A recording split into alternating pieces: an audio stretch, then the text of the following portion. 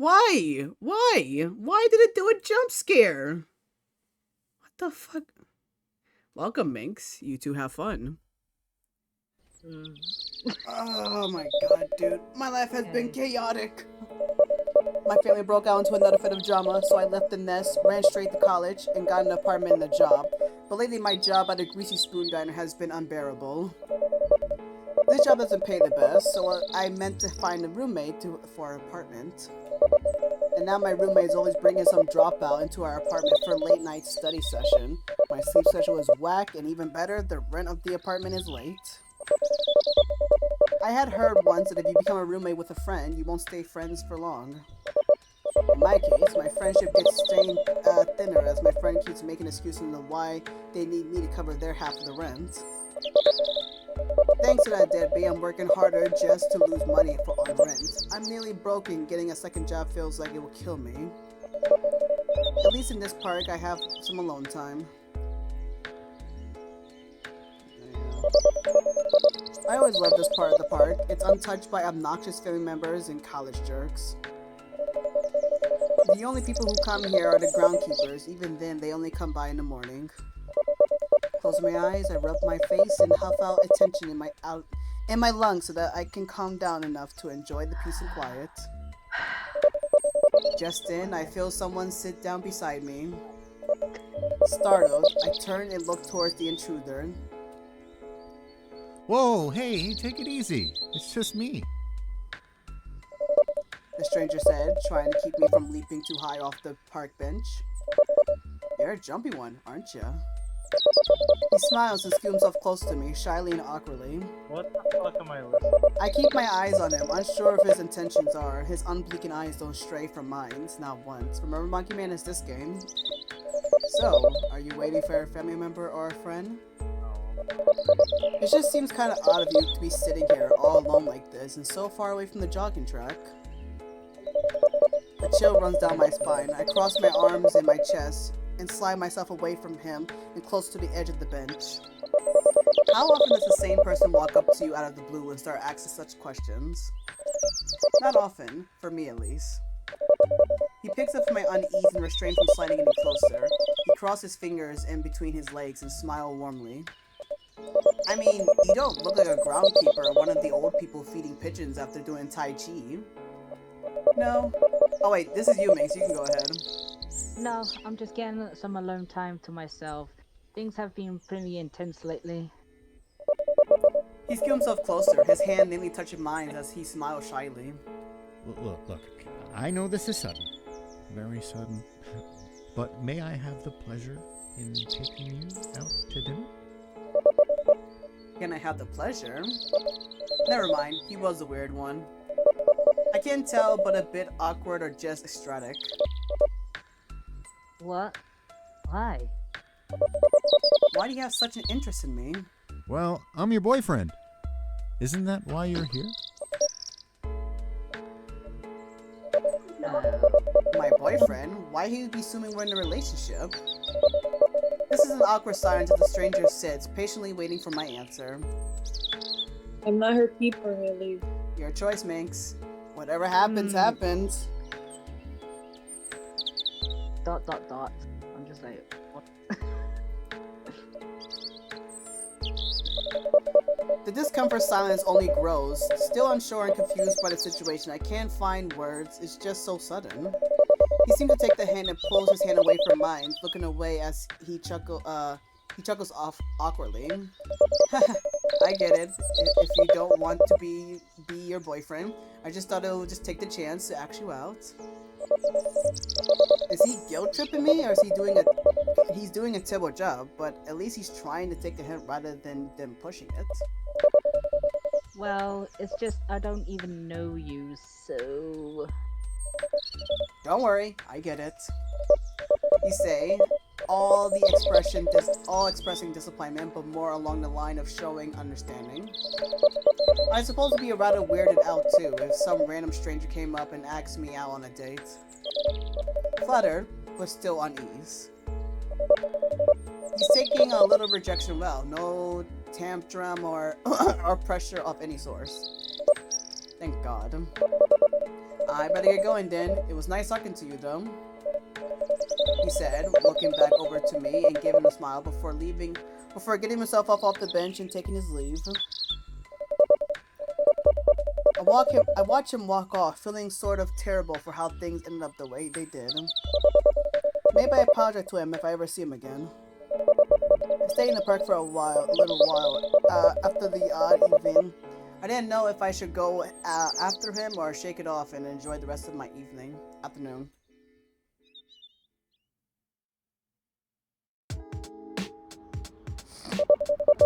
I wandered around the city for a little bit more, visiting places I normally wouldn't visit. After leaving the park, I still can't get the man out of my head. It's baffling. On the other hand, I'm glad that he didn't keep harassing me about going out on him, but at the same time, I wish he could have stayed along for a little bit just to talk to me like a normal person. Maybe I would have been feeling lonely lately. I came across a local florist shop that I remember passing on a few of my downtown walks. I've always been meaning to stop in and pick up some flowers for the apartment, but I couldn't never seem to find the time. Well, I have the time now and I can use the diversion, so why not?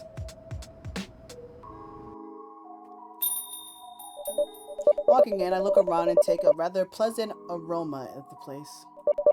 I walk past the quantum display of flowers, arranged, potted plants, and small gift bags of potteries I have particularly purchased in mine. From the rusty wood shelf displayed containing the flowers and various houseplants came a lovely pungent fragrance from a deep red rose. Being mindful of some of them having their thorns, I reach out to pick one up. I feel a hand brush against mine. I pull my hand away quickly and glance over to the person that didn't see on the other side of the display. Oh, fancy seeing you here. The man came from the park, beamed upon seeing me and giving me a smile before pulling the rose out. I didn't know you shop here too. I don't. I said, startled by his presence. The man then gestured to me with a finger over his lips. Shh, it's a small shop. There's no need to raise your voice.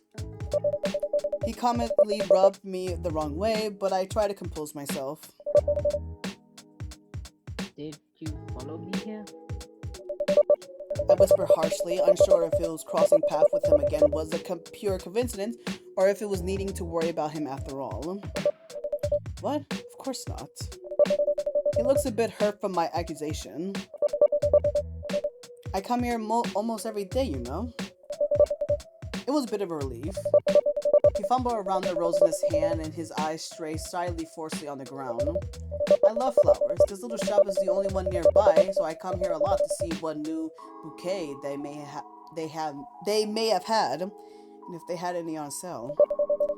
I admit that sometimes I get a glimpse of you through the window of the diner that you work at, and lately I've been meaning to walk in and say hi, but I lose my nerve and stay out. Alright, Megs. You've been watching me? Is that the one you want? Yeah. You've been watching me? Are you serious? What kind of creep are you? But it's not like that. He reaches his hands out towards my shoulder in an attempt to console and calm me down. Not wanting his greasy, grubby hands anywhere on me, I flinch away in shock and disgust. Don't touch me. I hiss at him, then turn to storm out the florist shop. I didn't look back.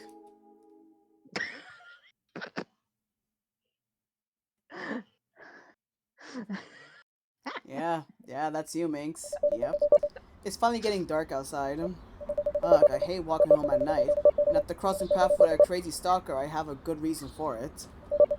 And now I'm out later than I wanted because I was trying to take the longer, less travel path home, just in case that creep knew it more than about my habits. Shit, I need to find a new place to hang out and probably a new job.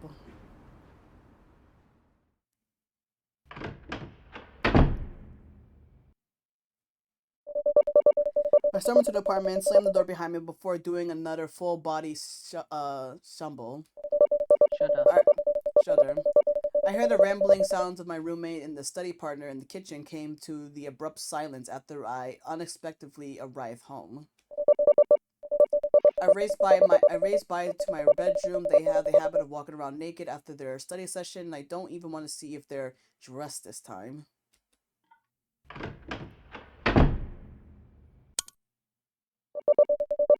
In my room, I flopped down my bed and muffled in frustration screams into my pillow. After a moment, I roll over to my back and stare up to the ceiling, trying to forget about the day, trying to forget about him. Before I fall asleep with the sheer exhaustion, my last thought was the simple wish. Man, I hope I never see that weirdo again. If only. If only.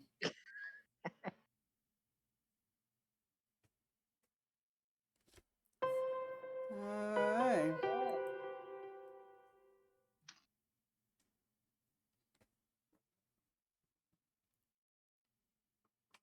So, Minx, do you have fun time with that stranger?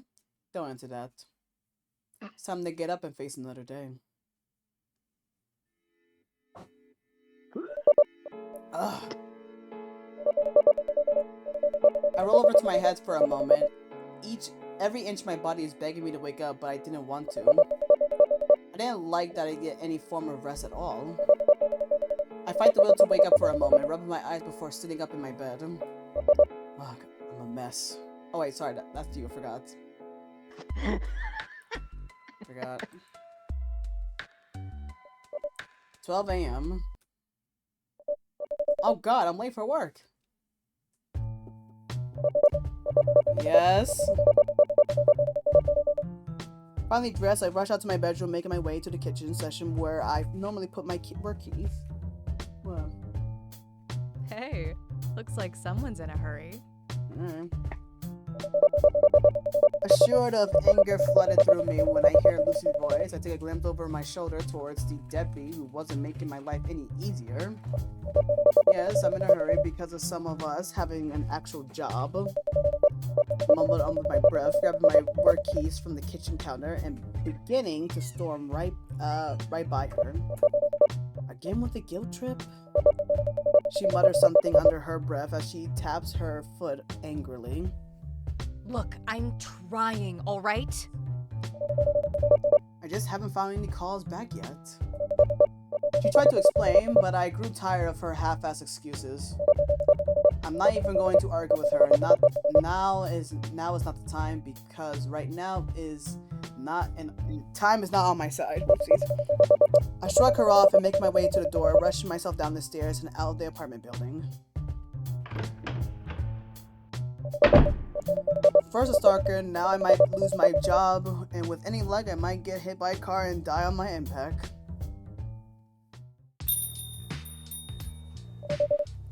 It's Sunday. There's usually hardly customers on Sunday morning, but even then, it doesn't excuse my lateness. Rushing through the front door of the diner, I dash into the kitchen and grab my apron on and the coat hanger along from the far end of the wall. The apron seems to be the only place where the grease stain doesn't get all over me. Bumbling to the tie apron, I rush over towards the clock tower and snatch my time clock in to punch in. Wait. According to this, I already clocked in. Who could have? My attention snapped towards the sound of approaching footsteps. Whoever it is, they're not trying to describe them as they're carrying a clanky stink of dirty dishes back from the tables. There you are. Where have you been? Hey, Minx. I've been covering your shift for the past 45 minutes without the boss even knowing you're not here. They rush right by me as they gently place the dishes into the sink of the soapy hot water. Wiping their hands, TK sighed loud enough to make sure that I can hear it. I like to do this all the time, always acting as if they're the big sibling to everyone and keeping things in one piece. I huff as I try to think of an excuse that doesn't sound like a pathetic of my alarm didn't go off, but the truth is all I have is, so I try to downplay the issue. I don't get why you're making such a fuss. We're pretty much dead on Sunday morning. You clearly weren't paying attention when you were barging in. TK wiped their hand in their apron before gesturing to look over through the service window. Whoa, what the fuck? Are you kidding me? Why is so many old farts here? I tried not to raise my voice to point out the fiber-chomping boomers outside did not hear me. A tour bus came along. That's what happened. Now stop asking questions and start waiting tables. TK handed me a spare notebook and pencil and nudged me out of the kitchen. Great. Here I am, hoping to have an easygoing day. So much for that.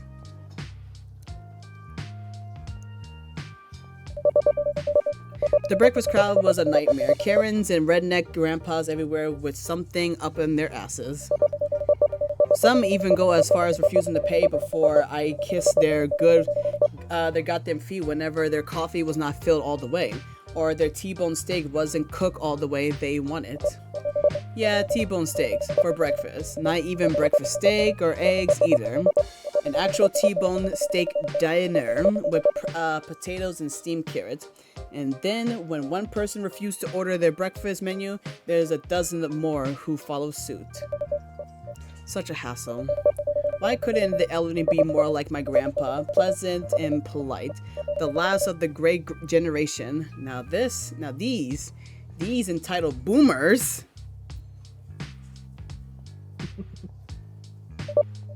Eventually, the crowd started dying down, almost leaving for some sightseeing, others staying for some more coffees or lunch. At least these are the kind of customers that I don't mind their own business or are more focused on eating and talking. Staggering into the kitchen, I let out a long sigh and rest against the wall, finally able to take a moment to relax. I know you're getting off your feet, but you're missing a table. TK sneaking over to my side, giving me a gentle nudge before pointing back out into the diner area. I roll my exhausted eye and look over towards them. Can't you do it? I don't feel like having some geezer hurl that coffee on me again. I would, but you owe me for covering your table for an hour. Damn it, they have a point. With a groan, I lean myself off the wall, trying to straighten my posture and stumble back out. Scanning the booth, I check all the tables I already gotten, matching their faces in their orders table by table. I don't think I've missed any. A voice chimed in front of the booth to my right. Hi there, stranger. Oh god, not you again.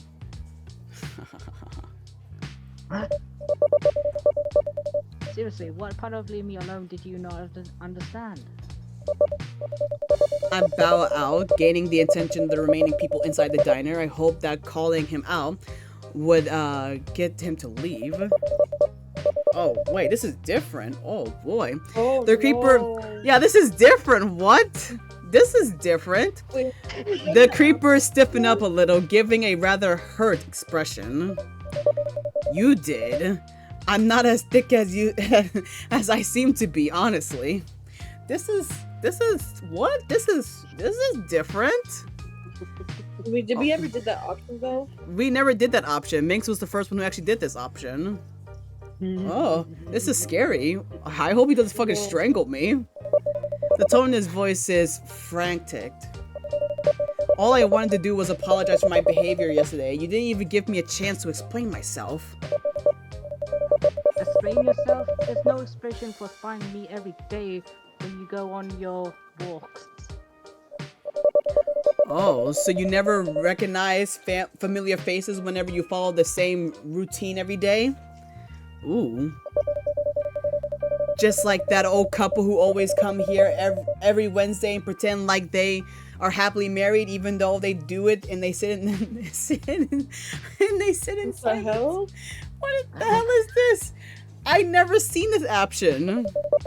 Or even the creepy redhead doctor who always picked the same corner, always ordering just a simple cup of tea while staring at everyone with an eerie smile.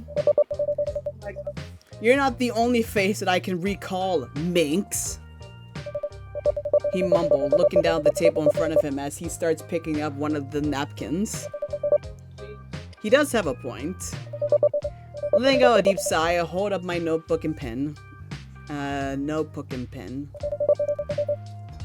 Just tell me what you want to order.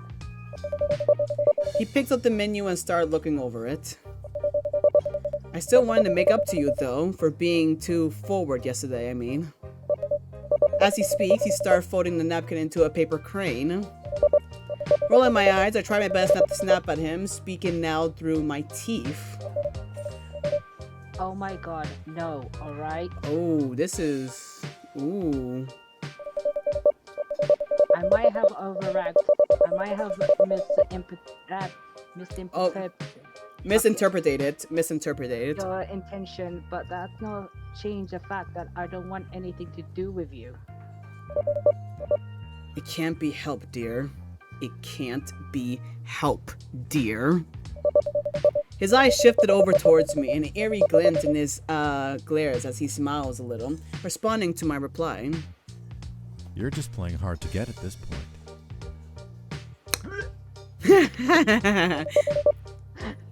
And I do love games. A jolt of dread shot through my entire body. I didn't know if this was the word, his tone, or the glance that set me off all the red flags, but I'm not going to stand here analyzing why my survival instincts are kicking into overdrive. Turning away, I quickly make my way back into the kitchen, trying to untie my apron with my sweaty palms. TK approached me with an expression of concern. They may have watched the whole thing happen. Hey, are you alright? What happened? What did he say? I can't do this. I need to go home. I hand TK my apron. Just have Aisha cover Alyssa. my shit from now on. Is it Alicia? Alicia. Yeah. Cover my shit from now on. Whoa! Whoa! You're quitting? What did he do? Should I call the police? Yes, please. Yes, please. That man is stalking me. Cutie doesn't hesitate the moment I said that, making a direct line to the phone. I stay in the kitchen area, taking an occasional glance over to the kitchen window to see if he's still there. Of course, he still is, sitting there while finishing up on making his paper crane. TK came back after a moment, taking a glance at the bastard before turning their attention back towards me. Alright, they'll be sending someone over in about 30 minutes. 30 minutes? He'll be gone by then. I'm aware of that! TK matches my frustration whispering and look just to be baffled and disappointed with the situation as I am. Either way, we'll still file a report and give him a description. It's something at least. Like, he knows where I work, and he knows the section of the park where I like to relax. What if he knows where I live? Well, I guess you can stay with me in the meantime and wait for all of this to blow over. Really? Sure. I gotten to know you well enough, and I'm positive you won't try to steal anything. Maybe. I honestly don't know what to say. I just feel a sense of relief that I'm not the only one. That not only will I be with a more tolerable person, but I'll also be I won't be walking home alone.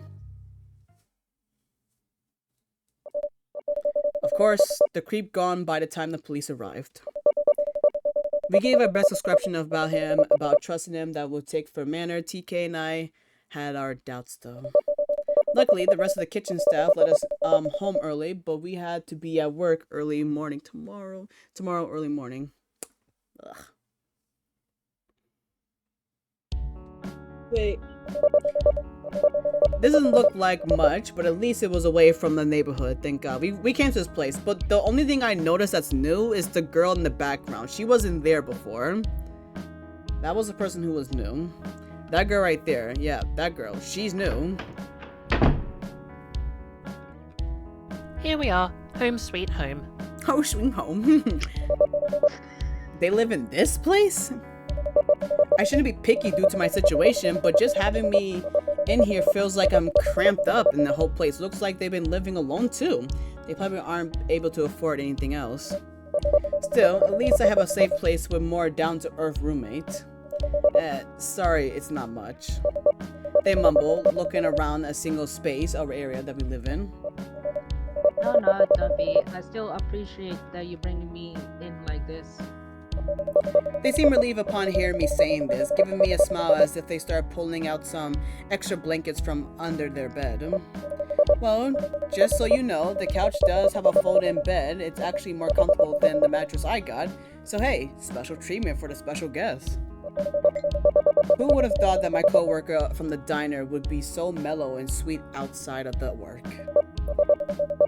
Thank you. It means a lot that you're going out your way for me like this. It's not a problem. I know that it will be like to have creeps harass you. You don't deserve this.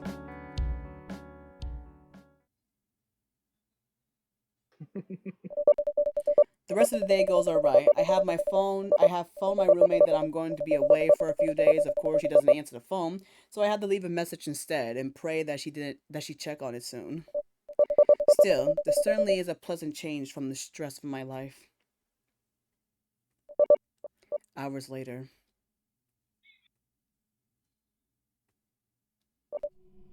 Ugh. The one downside of sleeping in a new place is that you can't stay asleep. I need some water. Getting up from the sofa, I feel around the dark, unfamiliar areas, trying to recall where the kitchen section was in this place. Jeez, who was that? Though the darkness, I see a figure standing before me, hearing them with a brief shoo around them. I can feel them place their hands on my shoulder.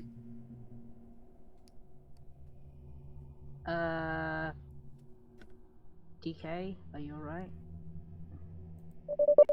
The figure doesn't answer as I feel their hands squeeze my shoulder, almost as though they're feeling me. What are you doing? I try to pull away from the figure's grip, but then the wet rag smother my nose and mouth.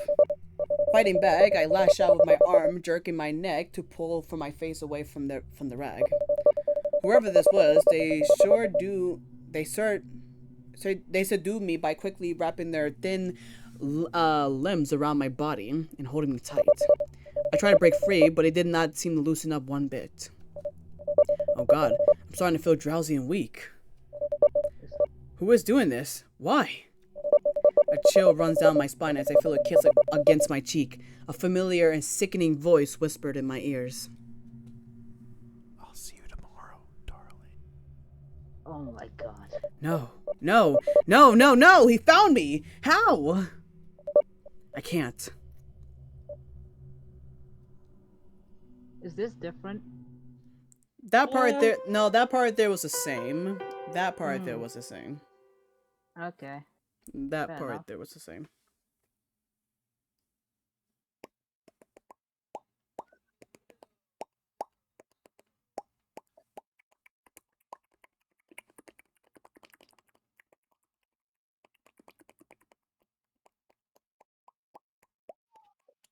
It's gonna take a while, don't worry. Yep.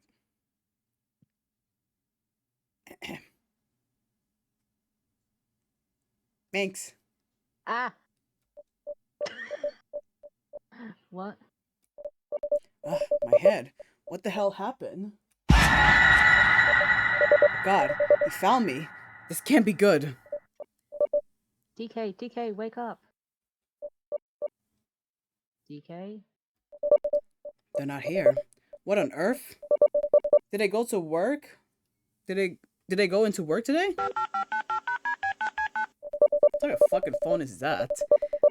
I better give them a call and see what's going on. I just hope Kasumi and Jackson are alright working today. It was supposed to be their day off. Hey, guess what? I have an answer. Sorry about that. If you want, leave me your name and number and I'll get right back with you. Maybe. Great. Hey, TK, it's me. Look, we're not safe here. That prick was here last night. We need to... Hello? TK? Why did you run off with him like that? My blood ran cold. I felt my heart sink into my stomach as a familiar voice spoke. I couldn't even speak as my phone trembled in my hands. You're making this rather difficult. I'm willing to put the extra effort for you, but I'm not fond of mixed messages. What did you do to TK? It's just one less obstacle for you and I to deal with.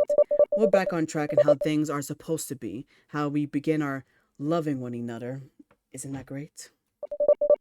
The chippering tone in his voice made me feel sick. My legs were losing their strength as I tried not to collapse on the floor. Um. Dot dot dot. I didn't know what to say. Any words that popped up in my head faded just as quickly before I could reach past my lips to say it. I couldn't help it. I choked back on a sob as I knocked to the floor, no longer having the strength to stand up. Why are you doing this? I finally managed to say, and unable to hide the crack in my voice. No, darling, please, don't cry. It's gonna be okay, I promise. Look, why don't you meet me at the diner? We'll talk this over, and you'll see that there's nothing to worry about. Everything will get better from here. I'll be waiting, okay? Oh, and no cops. I will know.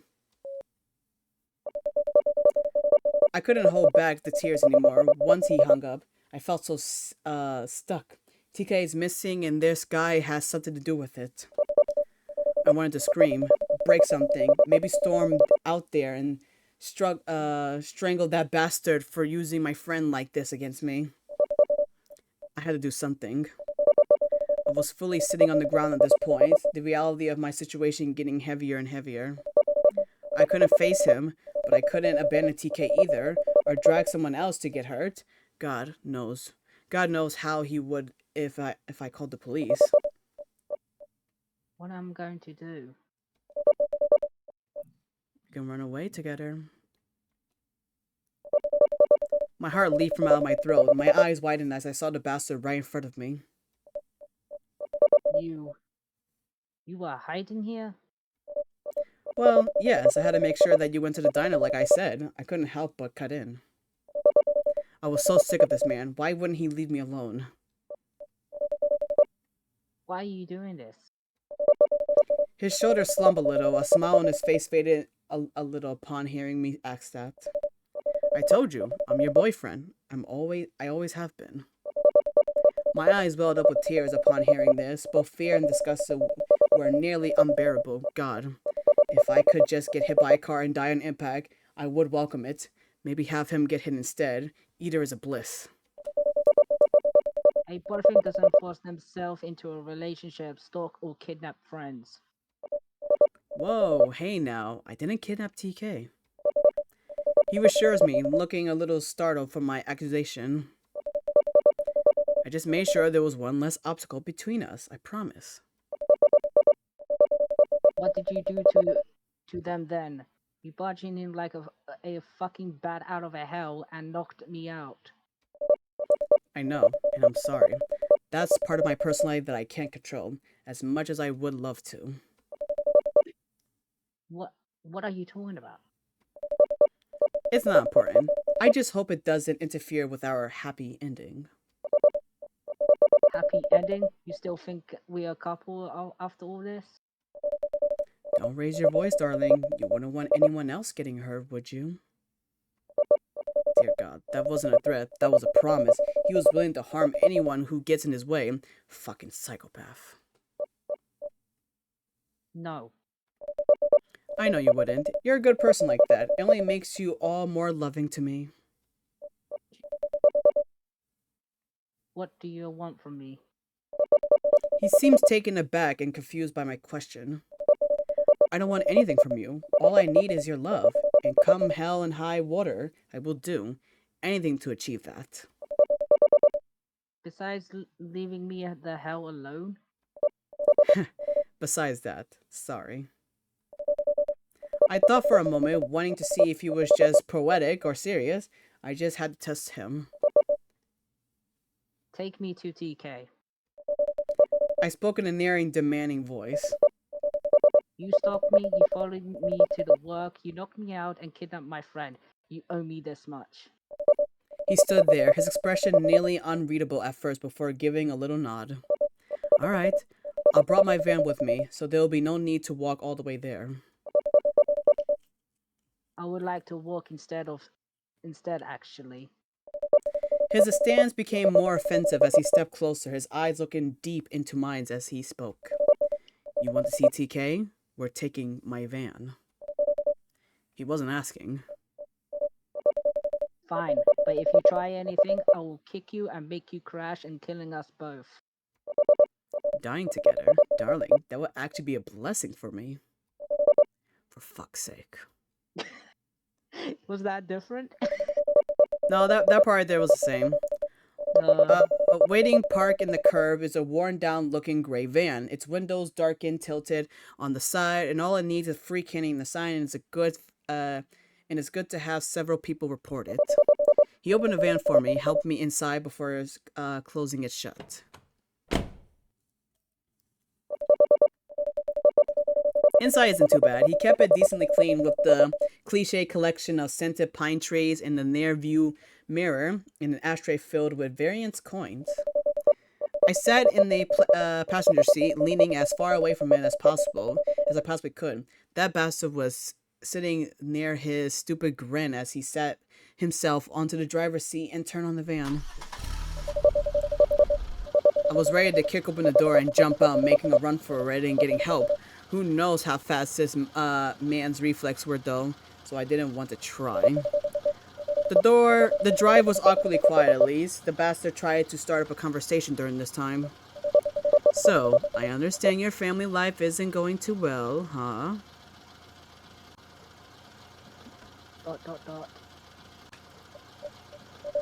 Well, my family life was never the best. If anything, we were all really we just like to rip each other apart. I didn't think we were family, just people with labels and contact. Do you have anyone like that in your life? ...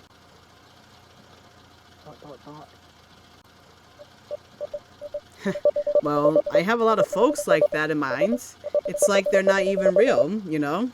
Like you were so much better not having them at all. Sometimes you just want to have a jab of splint of wood on the back, wrapping their hands around their throat and squeeze. Maybe stab them multiple times. You know that feeling. ...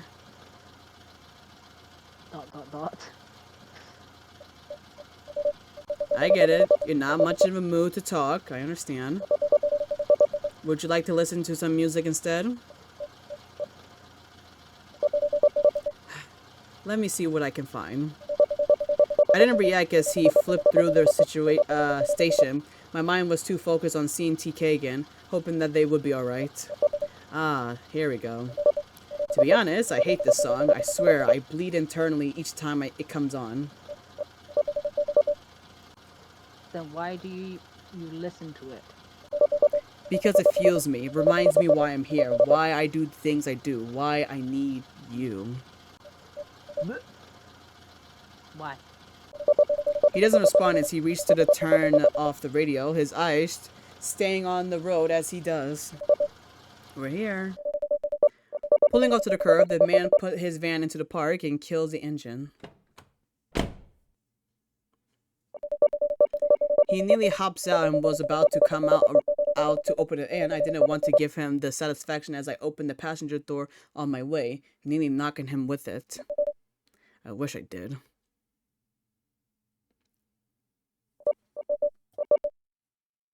Well, we're here. Now what?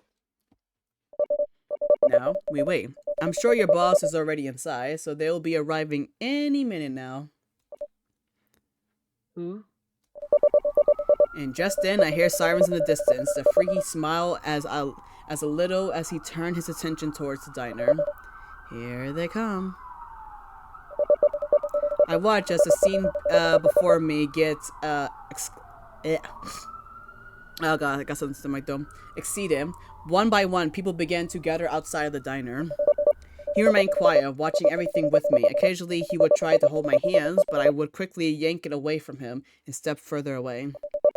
I couldn't stay quiet any longer. Why over here? Where's TK? I told you, Minx.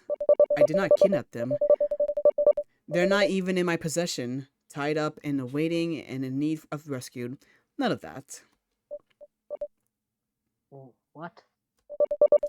He doesn't respond at first, his eyes just glancing towards me for a moment before turning his attention back towards the diner.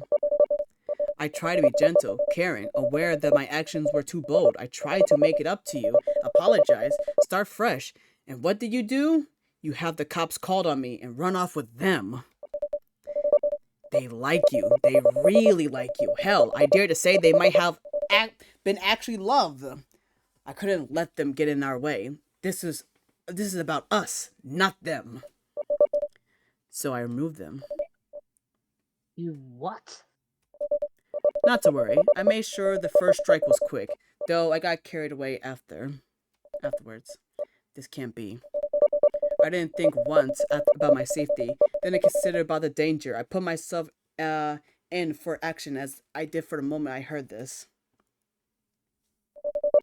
Instantly, I bolted across the street. I didn't even hear him calling me out or care for the car that slammed on their brakes to avoid hitting me. TK. Hey, you're entering a crime scene. You can't be in here. But my friend is in here. Oh, I didn't see this. Part. Yeah, see, this was the part I was talking about, Bustin. Oh no. No. Poor TK. Poor TK. I tried to force my way into the kitchen, but the set of arms wrapping around me tightly pulled me away from the horrific scene before me. I tried to kick and struggle, raising a fuss. I was far too hysterical to notice that the fucker apologizing to the officer and carrying me out of the diner. Before I knew it, I was roughly shoved against a wall in some alleyway, his hands over my mouth to hush me from further yelling. Darling, calm yourself. Big bum much. How You're always the calm, fuck can I puppy. call myself, you sick bastard? You killed my friend. You think I wanted to? You think I was eager to slice them into ribbons that very moment I had the chance? I had so many chances before, so many times early.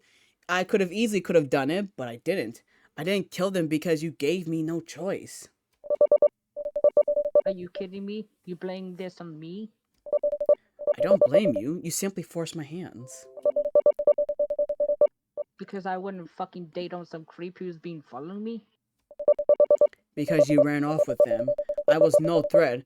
I was ready to willingly and do anything for you asked me for. Whatever it took me to be all yours. That's why I'm here. You are my reason for being here. Run for it. Alright. I heard enough. Quickly, I dug under his arms, trying to sprint out. Maybe I'll catch some attention if he'll leave me alone.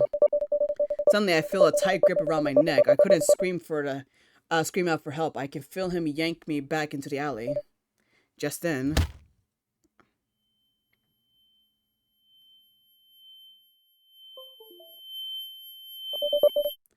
It's time to go home, darling.